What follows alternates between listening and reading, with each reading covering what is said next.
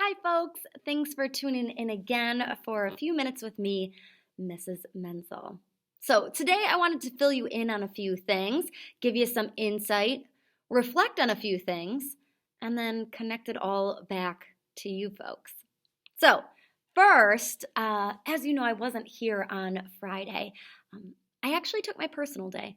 As teachers in this district, we all have one personal day to take each year at our discretion, although it does need to be approved by our principals. And a couple weeks ago, I just realized I needed to do it. I needed to take a day away, right? That was what was best for me. So I put in for it. Fortunately, there weren't a lot of teachers planning to be out that day, so Mr. Pat approved it, and I did it. I took the day to myself, not really to do much because there's not much to do, but to just relax a little bit. So I did my thing, right? I slept in a little bit. I had some coffee. I read, did some yoga. I hung out with my husband. We ran some errands. It was a good day.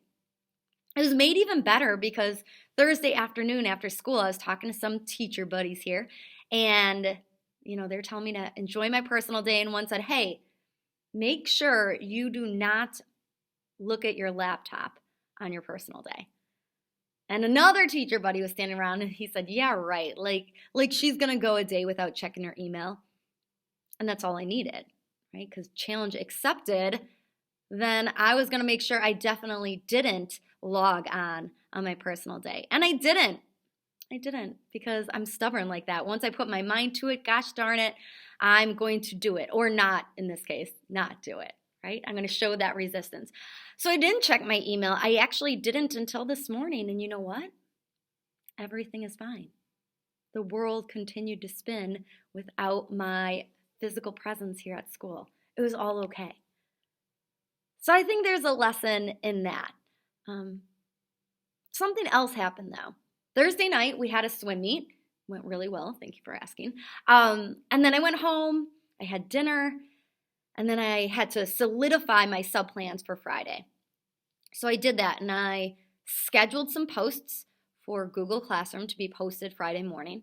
Then I also want to reach out via WebEx, and there's no way to schedule those posts, so I had to actually post them in real time.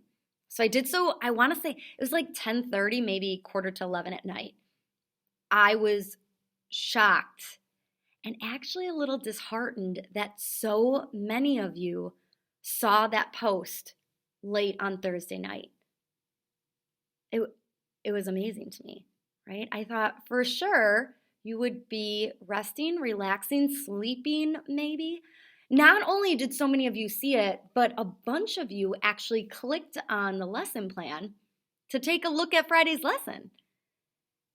And although, maybe that should warm my little nerd heart, but really it made me sad and a little worried for you. Because folks, you deserve time for you. 10:30, quarter to 11 at night, you don't need to be thinking about English or school. I think that's time for you, right? And I realize we're all doing it differently. We're trying to make things work, and a lot of you have other responsibilities, so maybe that's why you were tuning in. I think many of you with good intentions have put the WebEx app on your phone so that you have literally more mobility, more flexibility. And that's not a bad thing. But I do really encourage you to work on something that I've been trying to work on for years now, and that's setting boundaries. Okay? It's really hard to do in this day and age because of technology. But I think it's really important. It's probably more important now than ever when we've got all these things vying for our attention, our immediate attention. We gotta figure out how to set boundaries to prioritize ourselves. So here are a few. I don't have this down yet, folks, right? But here are a few ways I've tried to do that over the years. First of all, like I said, that personal day. I took that time for me. I needed that time to come back and be the best possible teacher I can be. I'm going to be honest, I need that time to be the best possible wife I can be at this point, to be the best possible stepmom. We need to prioritize ourselves in order to give to others, okay? I also have made it a rule. I never add my work email account to my phone. I just don't do it. The school district does not pay for my cell phone.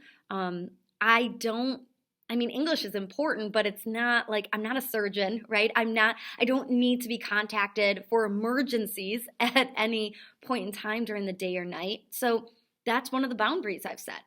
I don't, I actually don't check my email until I get to work most days, right? That's another thing. I know a lot of people will. I'm thinking about a friend I used to work with at Franklin High School, and she would come into the school fired up every day because all these emails said, "Look, you would have had a nicer commute, a more calm, maybe relaxing commute into work today had you not checked your email before you left the house." Work is for work, right? And I realize that's not the way everybody can do it. And quite frankly, I don't even do it that way all the time. But I need to set some boundaries because I'll just keep working otherwise. And it seems like some of you will do that too. You know, I think English is important. You know, I think learning and academics are important. None of that is more important than you and your physical and mental health. So take care of yourselves. Figure out how to set some boundaries, right? And figure out how you can do whatever needs to be done in the next day or so that you can enjoy your winter break. You can recharge, relax, and come back at it ready to go come January. All right? I'm going to be thinking about you. You reach out, let me know how I can help. Best of all to you.